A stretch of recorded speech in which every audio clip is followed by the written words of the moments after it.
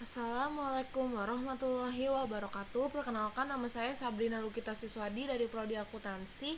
Saya akan membahas tentang pengujian data primer atau data kuesioner. Uji hipotesis atau pengujian hipotesis dilakukan untuk mendapatkan gambaran mengenai hubungan antara variabel independen dengan variabel dependen. Variabel dependen dalam penelitian ini adalah prestasi praktikum aplikasi software SPSS, sedangkan variabel independen dalam penelitian ini adalah kemandirian belajar atau X1 dan motivasi berprestasi X2. Dalam penelitian ini, pengujian hipotesis dilakukan dengan cara sebagai berikut: analisis regresi linier berganda, pengujian parsial, uji statistik atau T, dan pengujian simultan uji statistik F dalam analisis regresi linier berganda. Uji koefisien determinasi R² dalam analisis regresi linier berganda. Analisis regresi linier berganda multiple regression ini menurut Purwanto yaitu banyak faktor dipengaruhi lebih dari satu variabel yang dapat digunakan untuk mengetahui pengaruh dari beberapa variabel bebas independen terhadap variabel tidak bebas atau dependen. Analisis regresi linier berganda. Nah, ini di sini rumusnya. Untuk Y, penjelasannya: A, nilai konstanta koefisien variabel X1 atau beta 1, beta 2, X1, X2, E, error atau variabel pengganggu.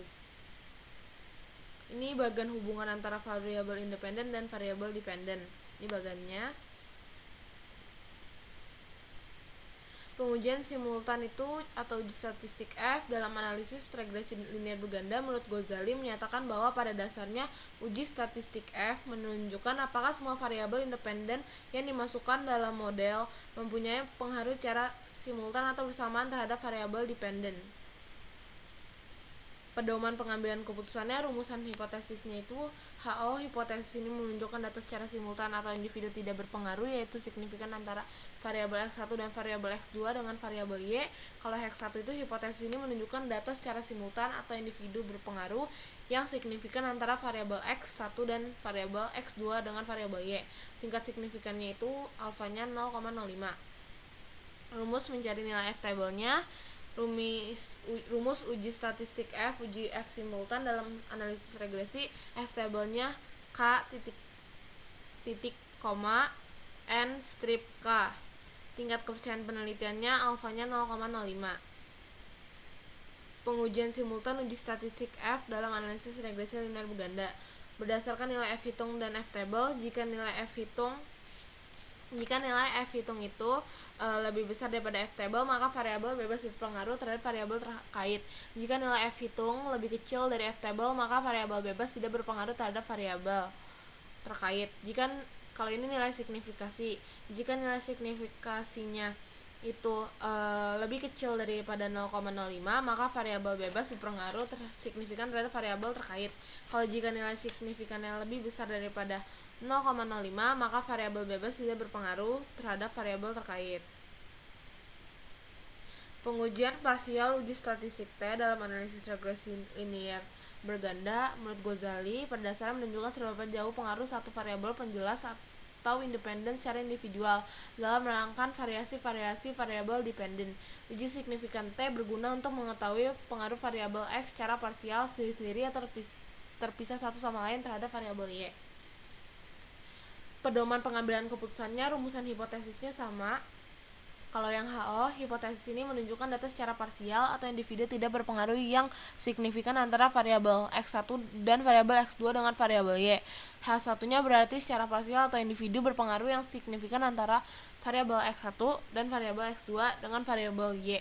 Tingkat signifikannya seperti biasa alfa 0,05. Rumus mencari nilai T-tabelnya: uji statistik T, uji T parsial dalam analisis regresi. T-table alfa dibagi 2, titik 2, N strip K strip 1 atau degree of freedom residual atau derajat kebebasan nilai residual. Untuk pengambilan keputusannya atau pengujiannya itu, jika nilai T hitungnya itu lebih besar daripada T-table, maka variabel bebas berpengaruh terhadap variabel terkait. Jika nilai T hitungnya lebih kecil daripada T-table, maka variabel bebas tidak berpengaruh. Ini juga sama nilai signifikasinya. Uji koefisien determinasi linear berganda. Dalam analisis regresi linear berganda, menurut Ghazali, uji koefisien determinasi bertujuan untuk mengukur berapa jauh kemampuan model dalam menerangkan variasi variabel dependen. Nilai koefisien determinasi adalah 0 dan 1. Koefisien ini menunjukkan seberapa besar persentase variasi variabel independen yang digunakan dalam model mampu menjelaskan variasi variabel dependen. Pengambilan keputusannya lihat pada table model summary pada kolom R2, R2, dan adjust R2. Nilai koefisien determinasi data diperoleh dari hasil R2 dengan kontrol nilai data diperoleh dari hasil adjust R2. Uji koefisien determinasi R2 dalam analisis regresi linear ganda. Pengambilan keputusannya jika nilai R2-nya semakin mendekati angka 1 maka semakin kuat. Kalau sebaliknya, jika nilai R2 semakin mendekati angka 0, maka semakin lemah kemampuan variabel independen dalam menjelaskan pengaruhnya terhadap variabel dependen. Nilai kontrol data yang baik adalah nilai adjust R2 bernilai positif. Catatannya, jika dalam sebuah penelitian terhadap nilai R2 bernilai minus atau negatif, maka tidak dapat berpengaruh pada variabel X terhadap variabel Y. Nah, di sini kita buka dulu rumusnya, dan sekarang kita bisa melakukan pengujian. Cara untuk melakukan pengujiannya itu kita klik, ini data udah saya masukin dari pertemuan sebelumnya. Caranya kita klik analyze regression, lalu kita klik linear. Untuk dependen kita masukin prestasi praktikum,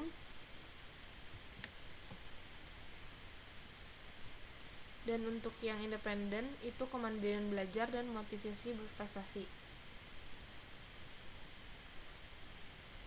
Ya.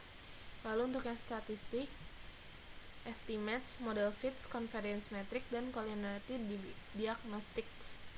Lalu untuk plotsnya kita kosongin, lalu save-nya kita kosongin.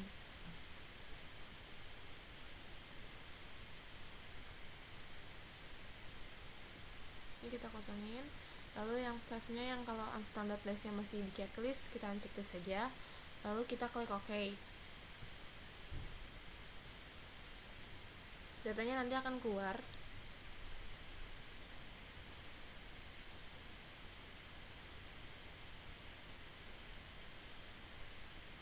Nah, di sini datanya yang keluar tuh seperti ini. Untuk pengujian regresi linear bergandanya berarti datanya tuh banyak dan outputnya tuh hanya seperti ini. Hanya seperti ini aja, simple. Nah, sekarang kita menggunakan table coefficients-nya. Tadi kan kita udah buka ya ini. Kita kecilin.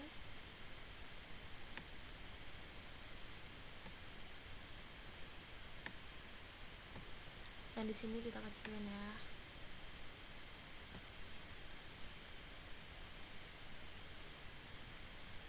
Nah, di sini udah ada datanya. Ya. Nah, di sini untuk rumusnya kayak tadi, ya kan? Dan di sini kita udah lihat nilai konstantanya itu tuh nilai konstan itu tuh yang ini, yang standardized beta yang 7,784. Dimana variabel kemandirian belajar atau variabel X1 0,372 itu dan variabel X2 atau motivasi berprestasi dianggap ya, itu dimana terdapat konstannya itu 7,784, dimana variabel yang kemarin belajar dan X2 nya itu motivasi berprestasi dianggap konstan, yang artinya semakin meningkatnya kemandirian belajar dan motivasi berprestasi akan berpengaruh terhadap prestasi praktikum atau variabel Y. Atau itu tuh jadi nilai variabel kemandirian belajar ini sama nilai variabel motivasi berprestasi ini tuh berpengaruh terhadap prestasi praktikum atau aplikasi software SPSS ini. Jadi di sini terdapat koefisien variabel yang X1-nya itu kan 0,372. Lalu kita lihat signifikannya itu 0,000. Untuk pengambilan analisisnya, variabelnya kemandirian belajar ini berpengaruh terhadap prestasi praktikum aplikasi software SPSS yang berpola positif atau nilainya positif.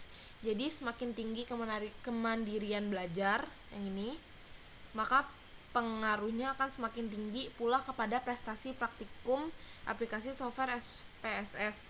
Jadi kita bisa lihat dari koefisien variabel X1-nya itu 0,372 dan untuk variabel X2-nya atau motivasi berprestasinya itu 0,557 yang berarti berpengaruh dan positif. Di sini tadi errornya atau variabel pengganggunya itu kan sudah dapat dari X1 dan X2 terjadi kenaikan variabel yaitu sebesar 1,390. Nah, jadi pengujian yang ini udah selesai. Lalu kita melakukan pengujian uji simultan. Kita buka yang ini outputnya ANOVA. Outputnya yang ANOVA ini. Nih. Lalu kita buka lagi PPT-nya.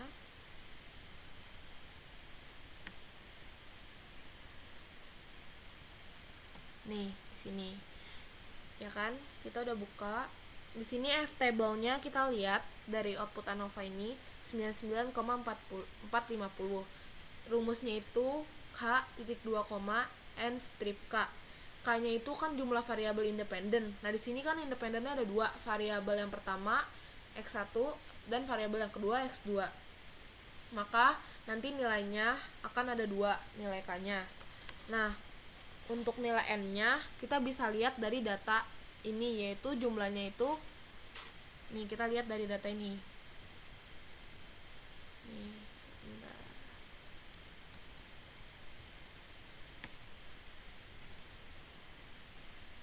Nah, untuk data ini itu kan jumlahnya sebesar 171.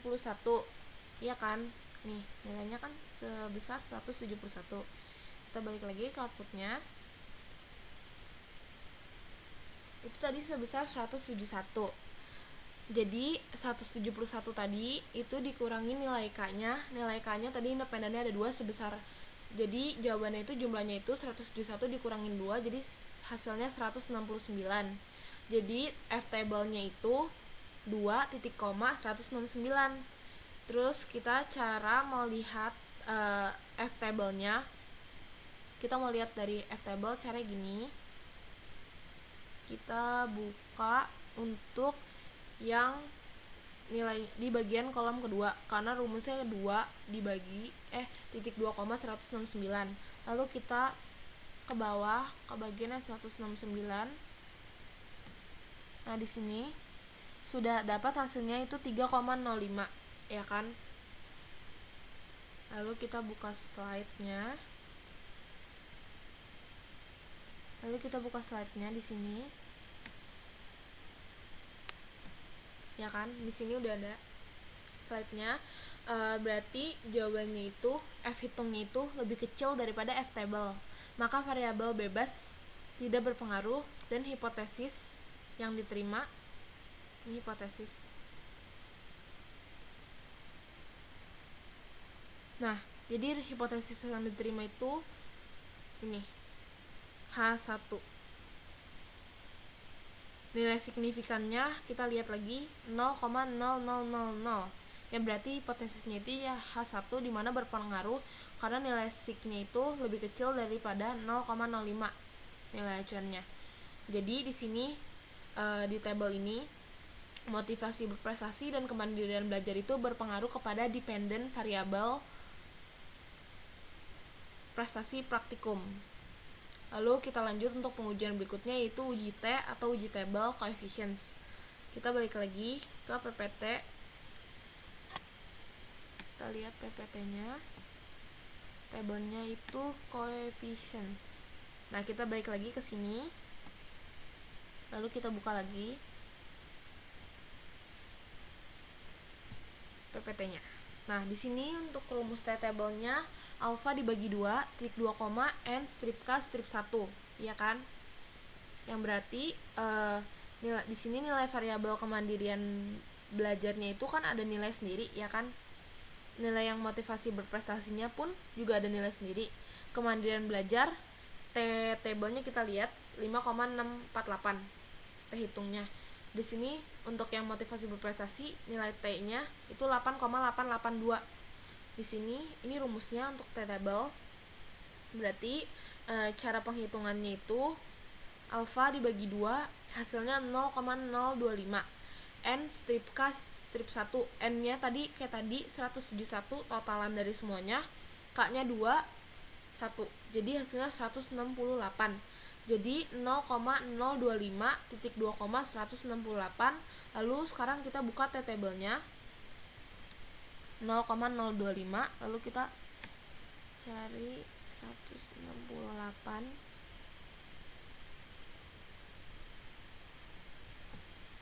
Di sini kita lihat hasilnya itu 1,97419, yang berarti T hitung itu lebih besar daripada T table. Kita buka lagi. Yang berarti T hitung itu lebih besar daripada T table. Datanya itu berpengaruh. Maka hipotesisnya itu bisa disebutnya H1. Nih. Hipotesisnya itu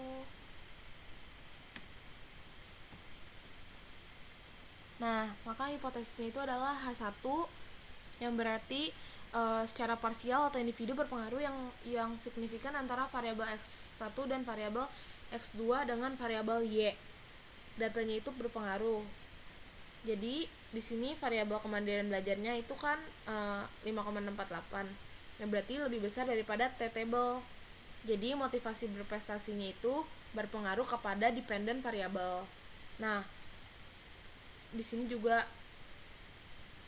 berarti maksudnya ya nilai yang kemandirian belajar itu berpengaruh terhadap dependent variabel. Di sini juga sama, motivasi berprestasi nilainya 8,882, yang berarti berpengaruh kepada dependent variabel.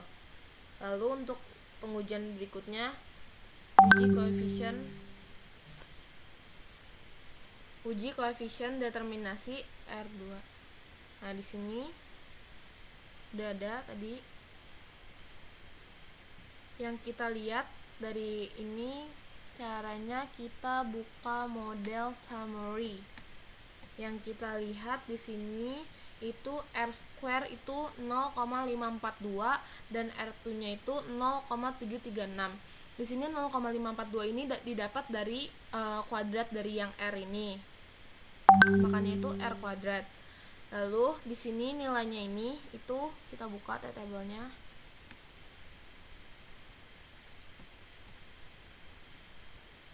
Kita buka PPT-nya sebentar. Di sini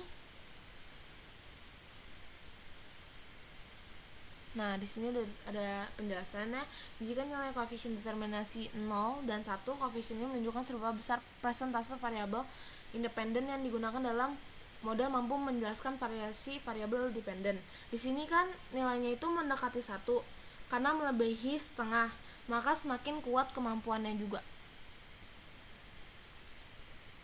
Jadi di sini tuh semakin kuat kemampuannya, di sini dijelasin. Nah, jika nilainya itu R2-nya semakin mendekati angka 1, maka semakin kuat kemampuan variabel independen dapat menjelaskan pengaruhnya terhadap variabel dependen. Sebaliknya, jika nilai R² semakin mendekati angka 0, maka semakin lemah kemampuan variabel independen dapat menjelaskan pengaruhnya terhadap variabel dependen.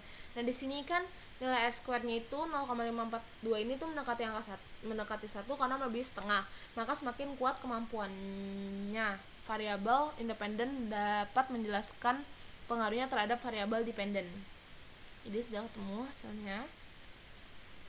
Nah, untuk yang nilai kontrol data yang baik adalah nilai adjust R² itu bernilai positif. Kita lihat nih, nilai adjust R²-nya itu kan positif kan, 0,537, yang berarti nilai kontrol datanya itu baik, dan berarti uji koefisien determinasi R2 dalam analisis regresi linear bergandanya sudah selesai. Mohon maaf jika ada salah-salah, mohon dimaklumi. Sekian dari saya. Wassalamualaikum warahmatullahi wabarakatuh. Terima kasih.